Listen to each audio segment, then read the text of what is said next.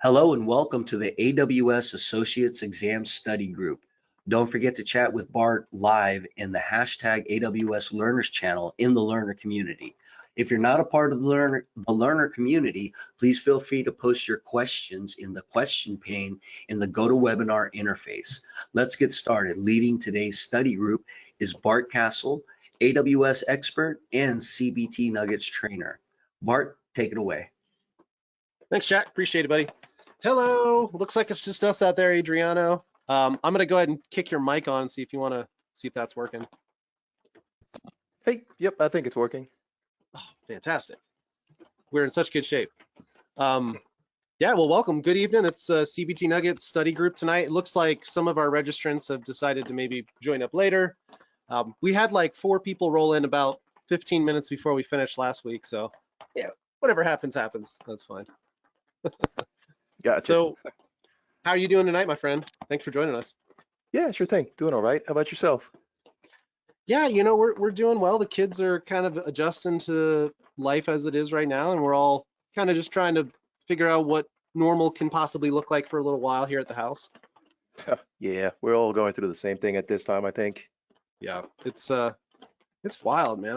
Man, such a head. That's a crazy thing. Well, Adriano, can I ask him, what are you certifying in? What are you studying on these days? I don't know if we've chatted, at least not recently. I don't think so. I'm barely beginning. I'm starting to look into the AWS certifications. Right now, I am a security engineer working mostly with Juniper devices, and I am just exploring the cloud and its possibilities. So. Ah, fantastic. Have you had much time working with AWS yet? Hey, Tony. Hello, by the way. Nope, not yet. Hello. How's it going? Very good. Thanks for joining us. I was just chatting with Adriano a little bit about where he is in the AWS space. So that's great, Adriano. So working in the security space, are you looking at a particular exam like the associate architect, or maybe looking somewhere farther on like the security specialty? Right now, I'm just looking at the cloud practitioner. I want to start from the beginning and go from there. Cool. Well, I was going to ask that part because a lot of people kind of look at the certification site and they're like, oh, CCP must be like a prelude to all of the others. And I'd say that it is to a certain degree, but especially after just retaking it a couple weeks ago, it's a big slice of information for that test. And when I think about how close you are to the solutions architect associate by the time you cover all that info, I mean, you're like 85% of the way there. So I'd put that out there just as an FYI. The CCP was largely created for people who support AWS users. So you think about, you're going to have your DevOps teams that are using it all the time. You're going to have your security teams that are maybe using it too. And then you're going to have like finance and HR and project managers and people who are kind of not really using the tools, but supporting the projects and the processes. That was what the CCP was really designed for, to get them all talking the same language, at least to the right depth. I think of CCP as being, it's like the Salt Lake. It's massively wide on services covered, but it's not very deep. And so that little bit of extra depth that you get on it, that puts you, up to the architect level. So just kind of FYI on that. Okay, that's good to know. Thank you for that, Bart. Yeah, totally. Tony, how you doing tonight, buddy? Doing all right, buddy? Yeah, I'm doing great. I'm doing well. It took me a few minutes to find that link. Today I registered early, somewhere about 6 hours ago, but it looks like the link was sent to a different email address. But yeah, I found it and I'm on now. Oh no, well, I'm glad you're here. I appreciate you joining up. It's good to see you, hear from you, as it is. So, Adriano, since this is I guess our first night together here, is there anything in particular you would like to talk about? Any services or just questions in general that I could field? Tony has a number of things he had asked me about in the Slack channel already. I'm still going over the actual exam blueprint. So let me just go over this right quick. And if I do see something that calls my attention, I can raise my hand and let you know. Cool. All right. Well, Tony had a bunch of fun little security and I guess a couple of different questions. Tony, you went to a job interview and they asked you some of these questions. That's what you were saying? Yes. So one of the questions was about S3. What he mentioned was, if an organization gives permissions to another organization or AWS account to have read permissions, okay, to have read permissions on an S3 bucket, they'll get those read permissions. Now, if those read permissions are changed to read write, they will get that, the vendor will get that. Now, if the vendor creates an item within S3 on that account, the original owner of the account will not get permissions to what the vendor created, even though the original owner is the owner of the bucket. So what do I think is the issue here? Okay. Yeah, so that's an interesting one. Can you guys see my screen share up here? I think you probably can see that there. Yeah, we can see it, yeah. Yep, Right, I can see it. Yeah, so when you're talking about S3, one of the first things to remember is that the default access control list that they put on buckets only allows the owner of the bucket, which is identified by the account that it's a member of, would be actually flagged as the owner of that bucket. This is an important rule set because when we think about how S3 actually implements it, it's kind of like the way the security groups work. They say that they're in a deny all mode and that they only allow those responses. But when you look at the network access control list, it's a default rule that's in place. It's not like they just do this automatically. There's a rule that's already implemented there. It's the same idea here. They've implemented that access control list. And actually, I'm going to go ahead and switch over here and show you guys a console. You can take a look at that real quick. And so the problem becomes then, when you're writing objects into the bucket, the ownership doesn't necessarily change. And there's a couple of things that you can do programmatically to force that ownership to change. And that's the piece that they're kind of asking about there. If you're coming from another account, depending on how you access the bucket, you may or may not be changing the ownership property of the items that you're leaving behind, and that bucket default takes over. So that's really the ultimate part of it. And I was going to show you one of my S3 buckets to kind of take a look at it. So it's kind of a trick question because ultimately what it might indicate too, Tony, is that when you're talking about giving people access to an S3 bucket to another account, there's a couple of different ways to do that. We can make them members of organizations and then share resources that way. We can also create roles for them to use. Really kind of depends programmatically on how we want them to access it. The other way too is to create things like S3 private access points, like those little endpoints that they now support, the API endpoints. Those can actually have rules that are based on like source destination addresses in the traffic itself. So really kind of depends on the mechanism that they're looking for. But in this case, they were describing kind of a specific scenario about how they granted access to it. Yeah, so he mentioned that it wasn't through the assume role style. This was, yeah, granting that account read permissions and then later upgraded to read write permissions. And now that the other account has write permissions, when the other account creates an item, the original owner of the bucket does not have permissions to that item. The account has to give exclusive access to the owner of the bucket to that item that was created. So that was his answer. I mean, because I couldn't say that, hey, I have no idea what it could be, I threw it in a part of KMS. I was like, well, it could be a KMS thing going on. But yeah, he said that he's seen that before, and the issue there was because even though was because the owner has to be given exclusive access by the item creator. So I just made a bucket from scratch, okay? And I just opened it up. And if you take a look over on the permissions tab and you look at its access control list, you can see this effect in action. So one of the first things that they see on here is that you have been set up as the bucket owner, and it's identifying your account. So it is important to know that this is an account setting. It's not your user ID as in the owner. And that's a pretty easy thing to kind of get in our heads, because normally with like files and stuff on our operating systems, the owner is the person who created the file. In this case, the bucket is owned by the account, and they're given this particular set of permissions, and you can see it's very permissive. They're giving you all of the permissions you would need to write and edit the bucket and its properties. Okay. Farther down, you see other AWS accounts. There's nothing listed here. Okay. Public access disabled, log delivery, special rules disabled. One of the most important things to kind of remember as you get farther on into the AWS security world with S3 is to know what the access control list can do for you and what it can't do for you. You want to set up roles and be able to share permissions like that. The access control list is not really designed like that. It doesn't understand the same principal ideas like an IAM policy would use. So it's special nomenclature, it's a special tool interface, and it's a limited set of permissions that it can really grant. Now, if I go in here and try to add another account, you can see that I can set up their canonical ID. Now, this is such a weird concept because normally this is the only place you'll ever see the canonical ID. It's a very old part of the access control list world.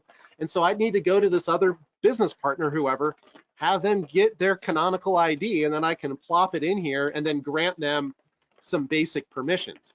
So one of the other key things to look for there, Tony, is the fact that they use the term grant.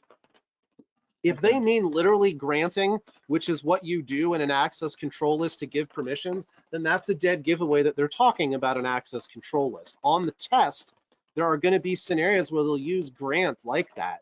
So you want to kind of watch out for it. If you're talking about giving permissions through a role or an IAM policy for user identities or even a bucket policy, then you're talking IAM policies, and that works very different than the access control list.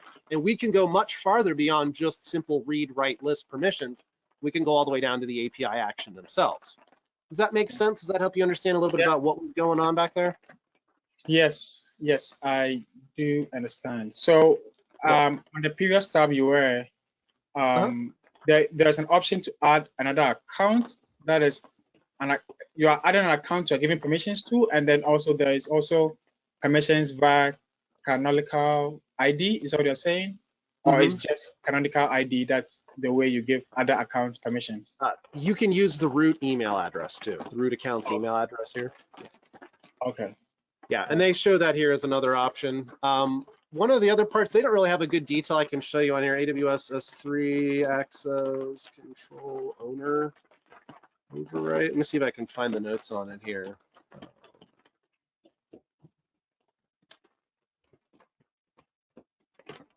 Yeah, so by default, if you're just interacting with the buckets natively, you're not going to get this ownership overwrite property. So one of the ways that they do it is they actually have you go in, and if you want to write to the objects, notice this, there's a meta that they set up in here, and that allows you to actually replace some of the metadata ownership of the objects themselves. So this is another way, if they were programmatically writing to the bucket properly through an AWS command line call, which would require a role, then they would have the ability to update the metadata on it. But because they're using an access control list, and it's really a pretty dumb way of doing it, it's very low tech, we're not filtering off of anything other than it came from this account, then they may not be overwriting those properties. So it really kind of depends on the use case and also the client used here. If they're just browsing through the web browser, they're not going to be changing that property by interacting with it. And a lot of people will interact with them in those ways. Okay, got it. Cool. So the other ones down here is you can use the access control list to do truly unauthenticated public access. That's the everyone group that's down here. That is not something that you can really do within IAM. You're going to need to have this particular part of it here. And then the S3 log delivery group is a special set of permissions that allows AWS to simply grant services the ability to log to S3, which is a really common need. And so they built this one little back door in so that other apps can easily go and push a log delivery update to your bucket. It makes it really easy for the integration to just go and open up a bucket, create it, and then set the logging permissions to allow itself to log there. So that's the other kind of nice indicator for how to use access control lists. So that log delivery part would allow other tools or applications to dump logs into this S3 bucket. Yeah, exactly. There's a couple of different ways to use them, but that's the idea behind the S3 log delivery group. Again, if you want to use IAM permissions, you can go much farther with a lot of this, and often more sophisticated services will have you create a role, attach the role to the service. It has a policy built into the role to give it permissions. It's just for a couple of specific types of services. So a couple of options there. Okay, Yeah. got it. Yeah, and this is much more detail than you need for any of the exams. You just want to remember that access control lists have that public ability. They have the special log delivery group. They use the canonical IDs. If you hear them talk about grants, that's the special term for it in here. And I guess the last thing on that would be access control list grants. If you take a look at how they actually wrote access control lists, you can see the grants that are inside it. So let me find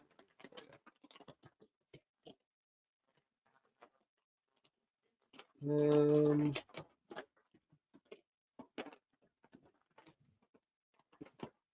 Oh, come on.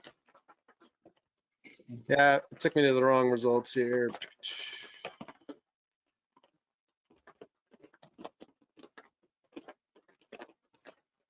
Just wanted to show you an example of the grant. Yeah, so here's an access control list policy in JavaScript format, or no, this is an XML format. And here you can see it's got a grant statement in it, and that's where you would be putting in the canonical ID. You can give it a display name and then the permissions that you're granting. So that term grant is only really used within access control list, like nomenclature. Okay. You won't see it in IAM. Okay. Yeah. Got it. Thank you. Hey, Adriano, how you doing, buddy? You got any questions or comments?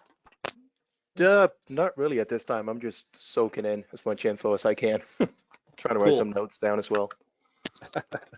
Yeah, so what we're talking about here is really two different legacies of S3. Access control lists are a lot older than IAM, like quite a few years older. So for a long time during S3 land, this was the only real way to administer permissions on your buckets. When they originally launched the service, it was built around access control lists. And for me, I always think of it as coarse-grained permissions because you're just thinking list, read, write. Later on in identity and access management, IAM, when it was created, we're able to go all the way down to the actual API calls themselves, such as describe bucket, describe contents, describe object, list properties, all these different individual calls that we can make through the API. Much finer grained, much more detail, and a lot more interesting hooks into the IAM world. So a couple good distinctions there. Kind of interesting to see how they grew through it. Okay, so Tony, I was looking at your list. You had a couple of other questions on there. What was one of the other ones was application migration? Let me look back. Yes, that was one. The second on that list was, I was asked, how would I mass deploy an EC2? So if I want to deploy, let's say, 50, mass deploy, okay. Yeah, 50 EC2 instances. How would I do that? And in one of the previous meetings, you had mentioned CloudFormation. We discussed CloudFormation. So I wanted to go that direction, but I think it's because I haven't had that hands-on, it was a bit challenging. But what I did say was CloudFormer could be used to generate the code, the JSON template for CloudFormation to use to do the deployment. Right. We did talk about using CloudFormation, and Adriano, CloudFormation is what they call infrastructure as code. So it's a raw text file that we can write in JavaScript or YAML, and we can give it to AWS, and it'll tell them, go build me resources, build me servers, build me networks, and it gives us a language for describing all of them.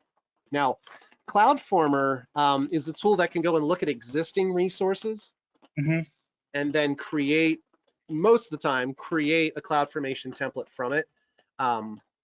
It's not really natively a part of the AWS toolkit, so you want to be careful about that. They won't really ask about CloudFormer much on the exam, simply because it's really kind of gray area stuff. It's more seen as like a tool that they have available, kind of like almost, it's not gray market, they provide it, but still, it's, when you look at it and you get it, it's still like version 0.7, so they've never actually fully revved the thing up.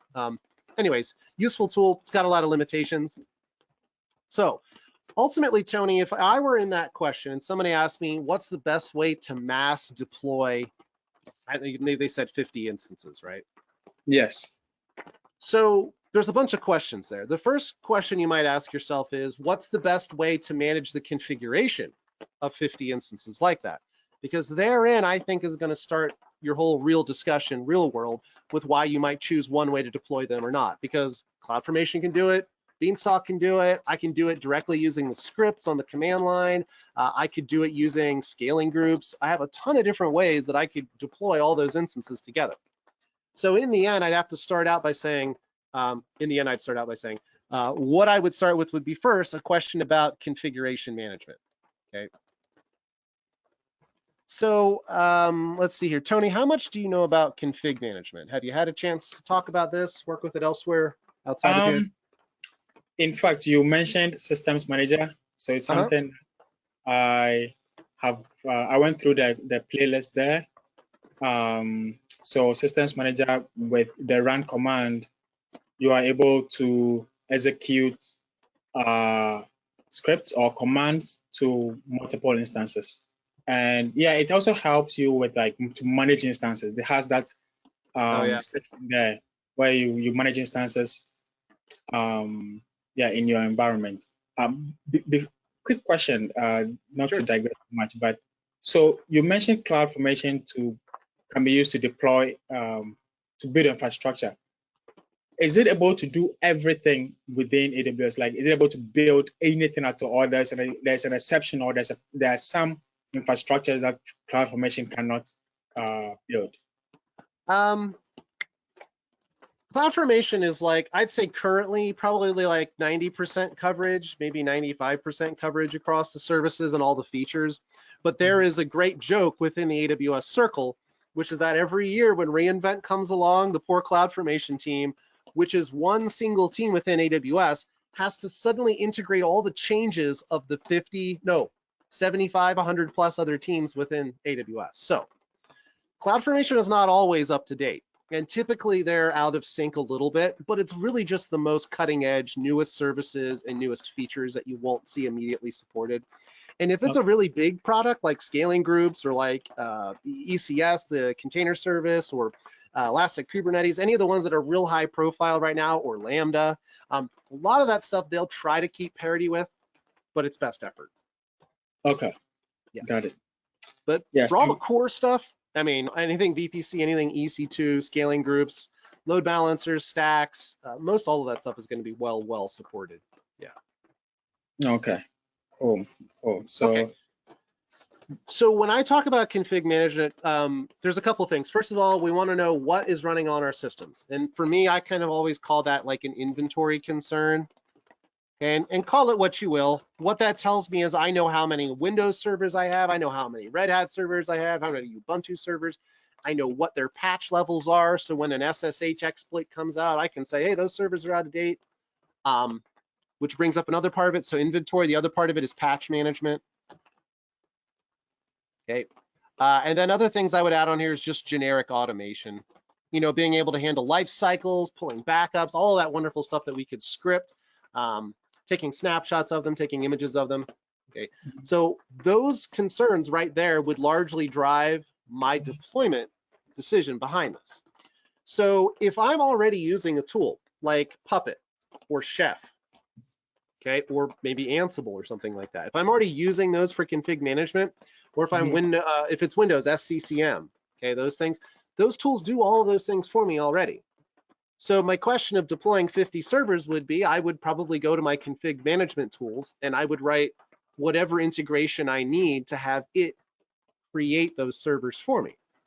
Now, depending on how savvy you are with it, you could also use tools like Terraform or CloudFormation to do it.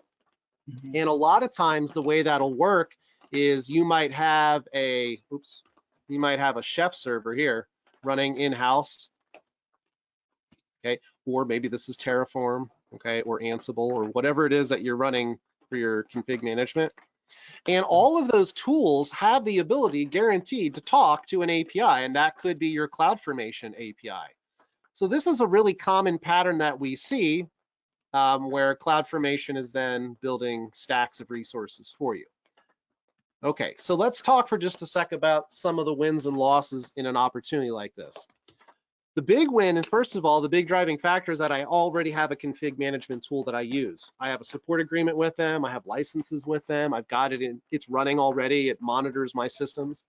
So trying to cut that off may not be part of my goal here. You were talking migration. This is a great example of why you might choose to go one way or another. Yeah. Any questions so far?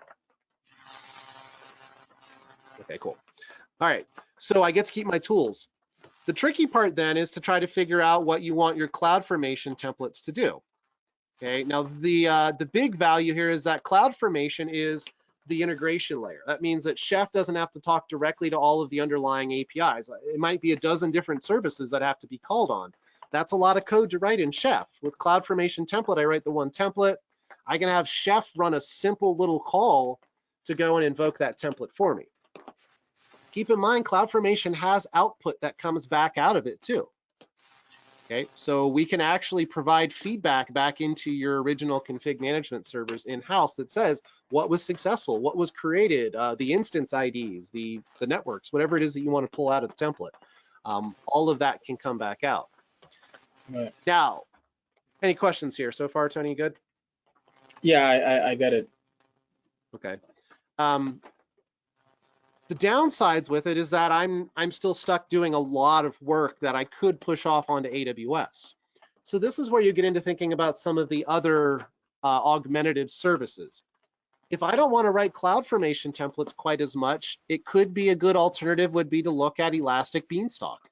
Elastic Beanstalk writes CloudFormation templates for you. You just tell it what the platform should look like, and it'll write those templates and manage the stacks for you as well, just like CloudFormation does. And Chef could talk to Beanstalk. Okay. The cool thing is that once you get more stuff running on Beanstalk, you might be able to move away from your other config management tools. Okay. Another important one that we would want to bring up here then would be OpsWorks. Okay. Are you saying Elastic Beanstalk does config management? To a large degree, yeah.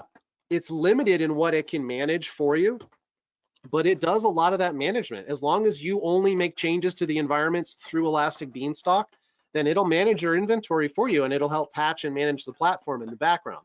The trick is you don't want to go commando and like log into your instances and start making changes. Beanstalk has limited abilities to validate and mitigate those sorts of problems. Chef and Ansible and Puppet, they're going to give you a lot more control over what to do when there's a problem that's out of parity with the config.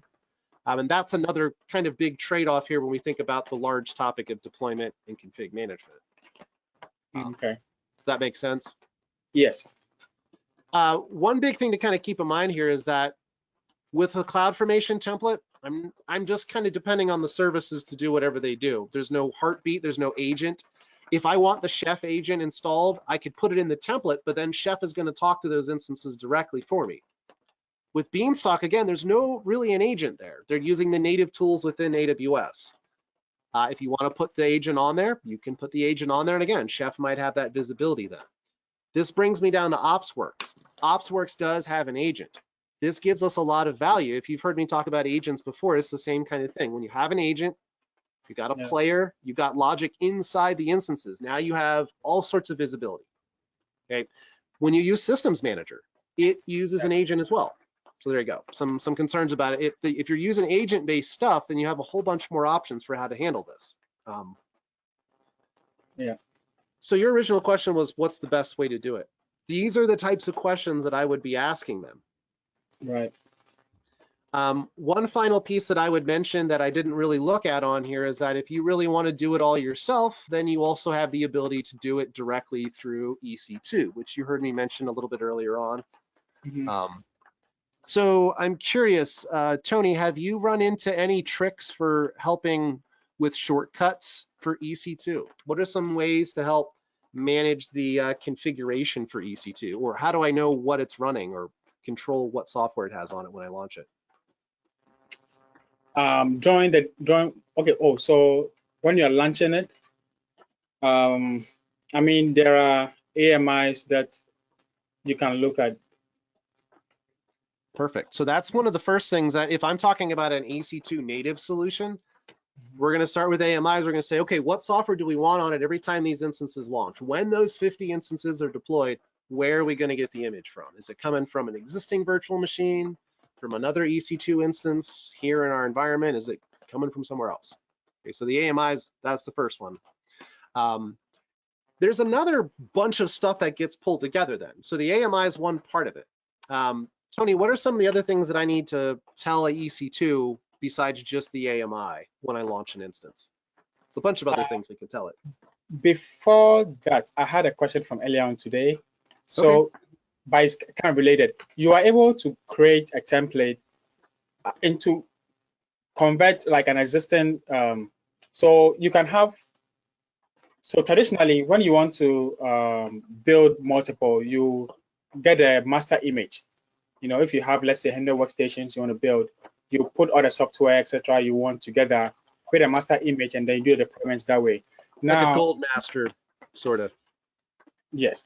Now in EC2 today, I did realize that when I right-click an instance, when I go to image, it gives me the option to create image, and then I also see the option that says create template from instance. So which one would I be using when I go to Cool.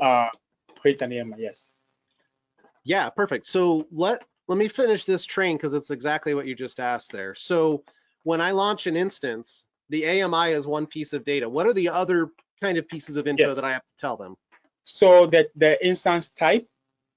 Yes, instance type. Excellent. Okay. Yep. And then the VPC or the subnet and the subnet that it should be in. Beautiful. The VPC, the subnet. Excellent. All right, cool. That's enough, actually. That's plenty right there. In addition to this, I'll write etc. on here, okay? The point is, all of those other fun settings in there, those can be stored in your template or your launch config. Okay, so let me go over to EC2. I can show you where exactly where you were seeing some of that here. So when I want an AMI, and I always want to launch it in the same network with the same instance types, with the same public IP address settings and the same security groups and the same ENIs, all of those things, that's typically where you're going to use one of these launch templates, okay?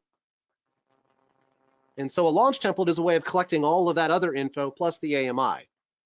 Okay. So hopefully that answers your question. The AMI by itself tells you the software you need. It gives you a root volume that you can launch, but all of the other information comes from the launch template. So the launch template's a very important part of this, and they used to be called launch configs. When you get into scaling groups, they're called launch configs, but it's really the same types of information. And in fact, I think scaling groups, if I remember correctly, now support launch templates too. In the end, it's just a little subtle difference in the way they implement it in the background. But if I take a look at a launch template within here, you can see all of those other properties come together. Okay, my template here, I'll call this version 1. Okay, and it asks me what AMI, the instance type, the key pair. Here's my network settings, storage, tags, interfaces. So all of those pieces come together to give you the final complete snapshot of what you want to happen each time. So to launch 50 instances, this would be a great place to start. Once I have this launch template on here, a single AWS command line call can invoke that template and create 50 instances for you, just like that. With this, you are not able to specify, let's say, an installed software that should be on all the instances. Okay, so when we launch EC2 instances, there's 2 options that we have for controlling the software. The first one is the AMI.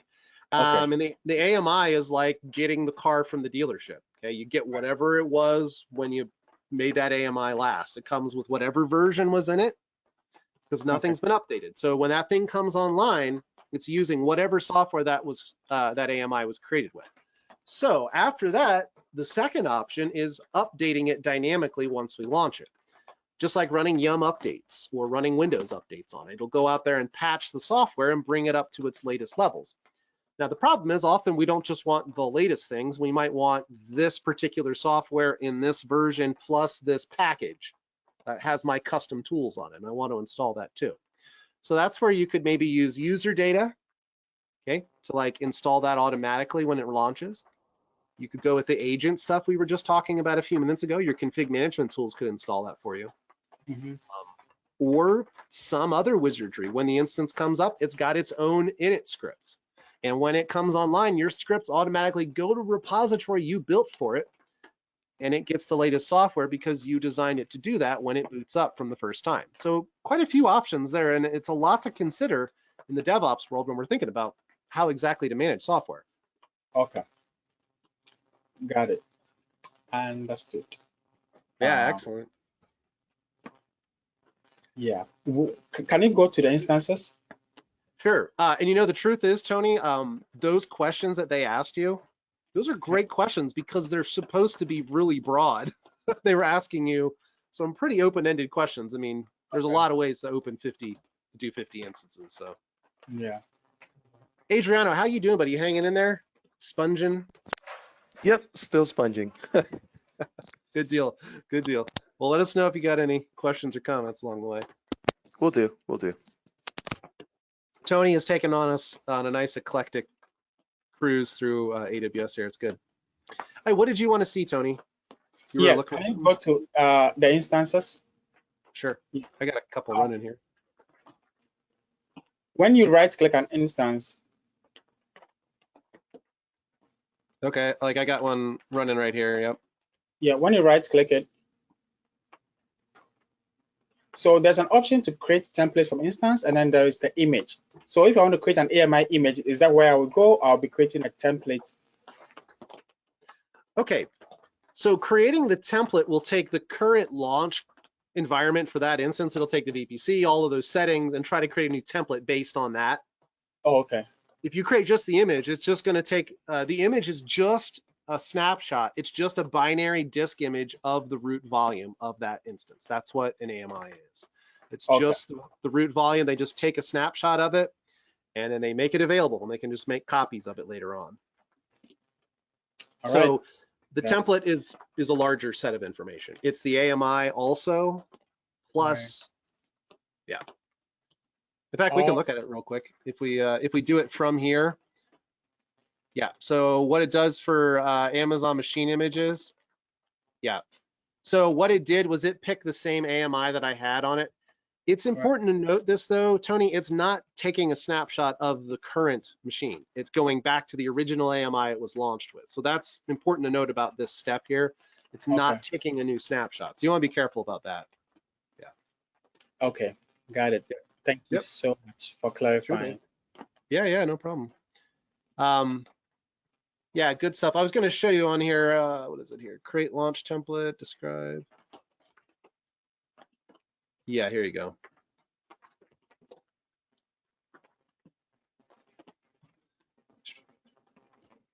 I thought they'd have a nice little command line on it. Oh yeah, here you go. So create a launch template.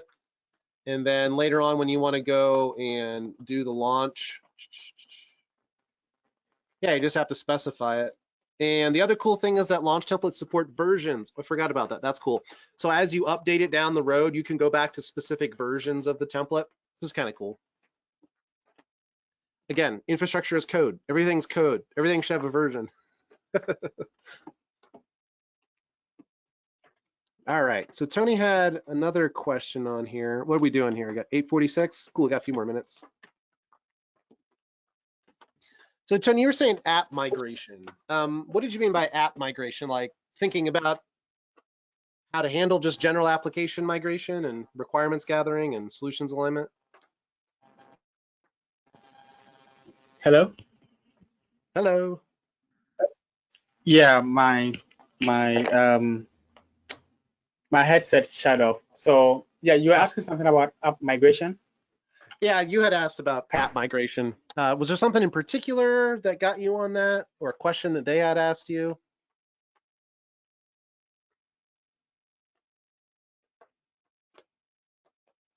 I think the mic went Fritz again.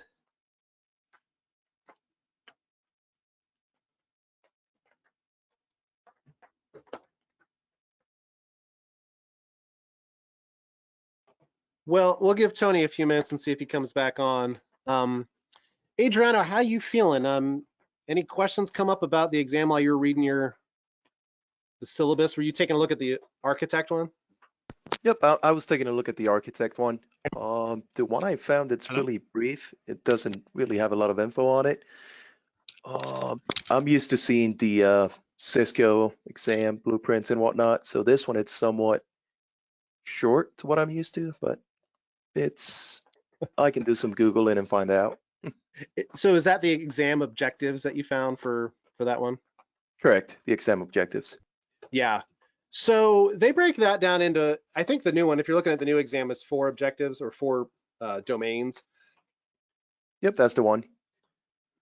So I talk a bunch about it. I'm happy to send you some resources on it in my YouTube site there, where I go into specifically this thing called the well-architected framework. And I can show it to you here real quick.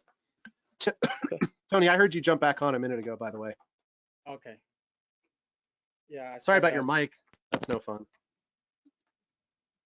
I think the battery died. So. Ooh, gotta go with the cabled solution now. So basically, Adriano, all of the AWS exams are built around a core set of cloud best practices. And it really is one of the greatest reasons why AWS is such a big player in the industry, because they got there and learned so much about so many different parts of running cloud and web scale applications. Their best practices are going to unilaterally appear all across the cloud space. Principles of scaling, principles of statelessness, security principles, isolation techniques, logging, API services. So much of it comes from what AWS did first, that this well-architected framework that they have here, it's just a series of white papers. It really forms the backbone of all of their certifications. So I tell everybody across the board, you got to read these white papers. They are super, super important. And they're broken into 5 different areas: operational excellence, security, reliability, performance, and cost optimization. Really important principles. And so once you read through these, you're going to find the depth that you're looking for those exams. They kind of summarize them into those 4 domains. But this is what it's all about, especially for the architect exam. So I always try to encourage people to take a look at this. If you really are going to do the associate exam, you really want to read these ones. If you're going to do sysops or developer, you definitely want to read these. Additionally, the big thing is they're going to ask you questions where they're going to give you an answer that solves the problem.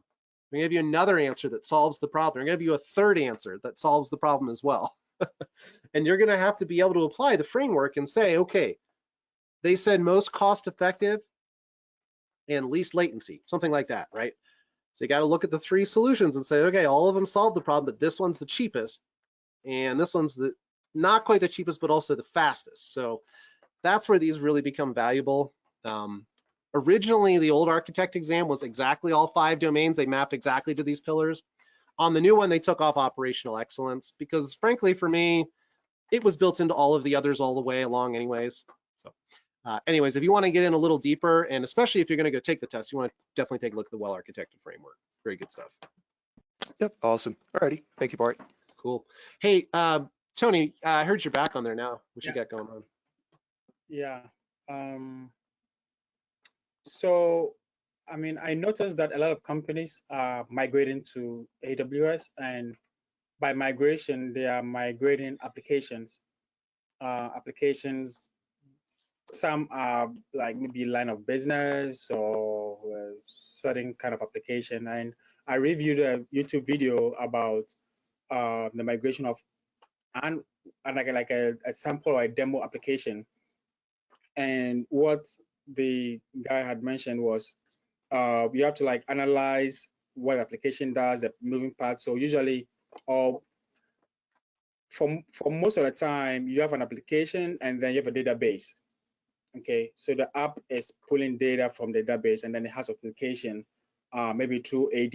So you have to like consider these authentication, the compute by the application, and the fetch and output of the data from the database. So once you come to the AWS side, okay, you can use EC2 for the compute side. Then you can use maybe not direct connect. The Active Directory one for AWS, I think it's called something direct. AWS directory services. Yeah. Directory services for maybe authentication, and then. Oh, the AD connector might have been what you were thinking there. Oh, so AD connector.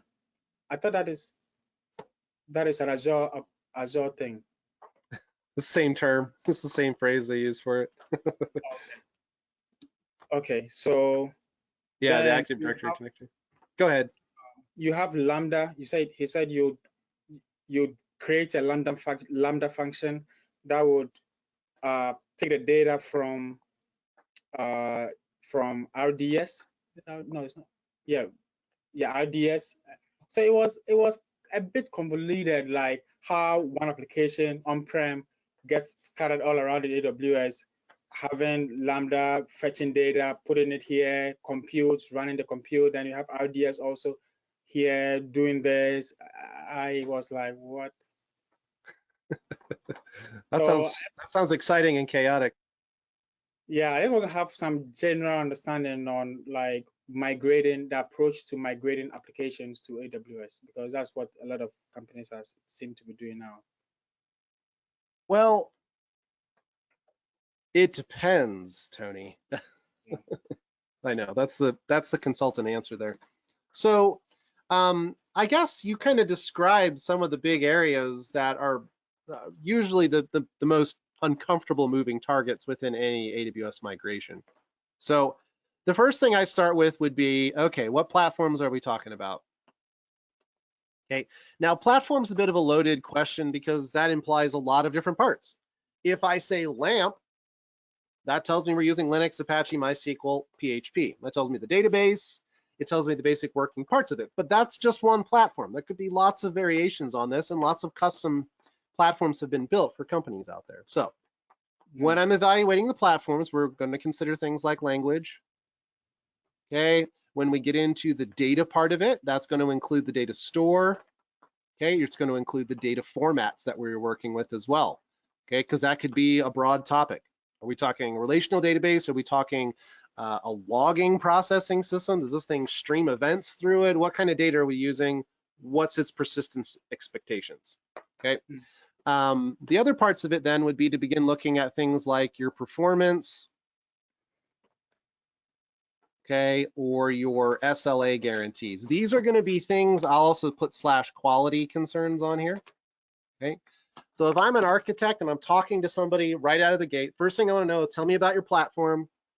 After that, tell me about your guarantees. What did you commit to? What are the hard numbers that you and your teams watch day by day, week by week? Okay, that tells me a lot about what their current perceived concerns are. Notice I said perceived, because we might find out later on that they should be looking at other things, but that helps you understand what they think they're looking at. Yeah. Okay. So the next parts of it then get into access. Okay. And access is a big question.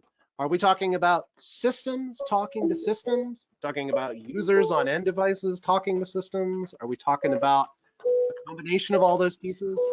Sorry. Okay, so a lot of it's gonna, it's all good, Tony. Take that call. We'll give him a minute, let him take that call. And Adriano, since we got you on the phone here, and I'm willing to wager you know a little bit about access management. Yeah. Can you tell me the difference between authentication and authorization and how that affects some of what we're chatting about here? I'm sorry, what was that again, Bart? I was just trying to give you a chance to jump on. So we're talking a little bit about access management for applications. Okay. When we talk about auth, what are the two big types of auth concerns that we usually refer to?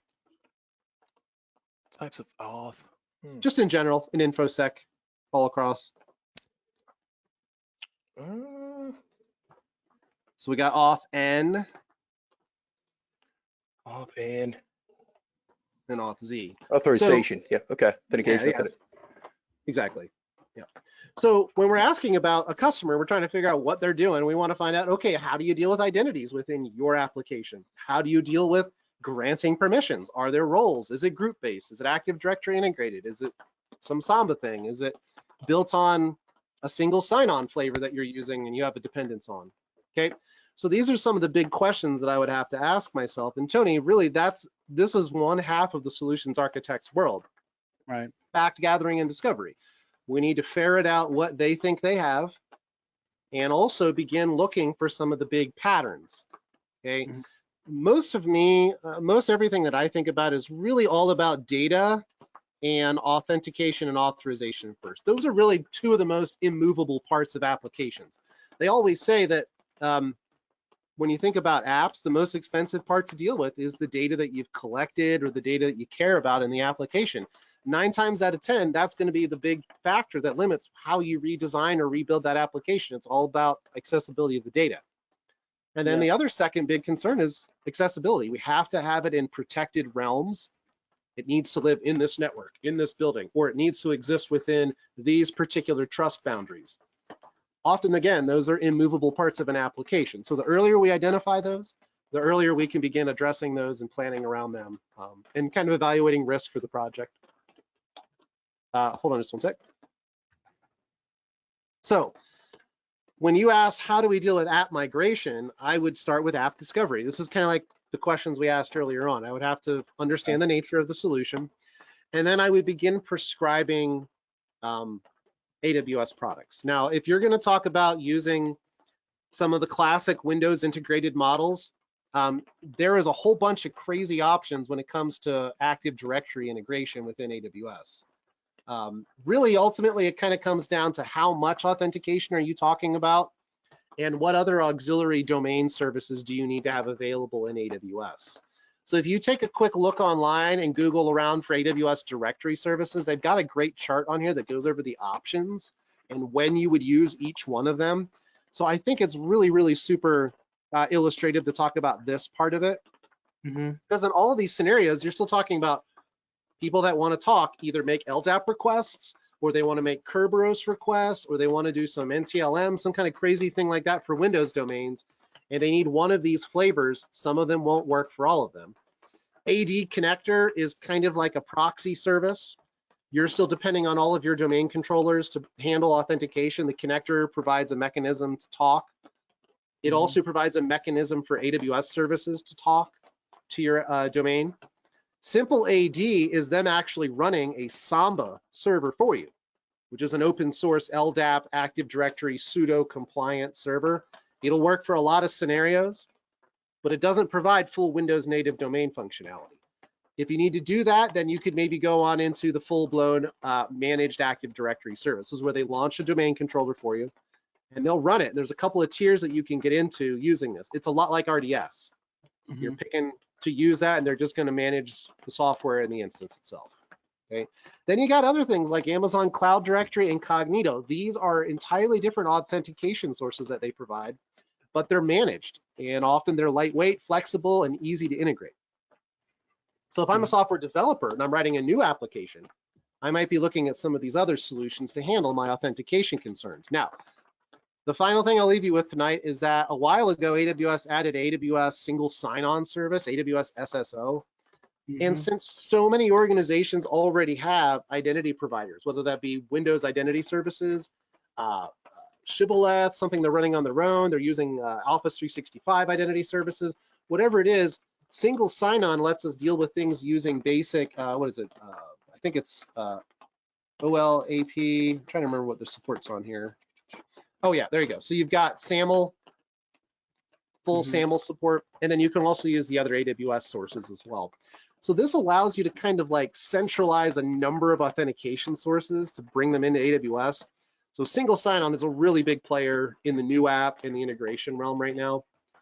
So you can quickly see here, Tony, that the process of application migration, this is exactly why solutions architects are making big dollars and working with really big clients, because this is wildly complex.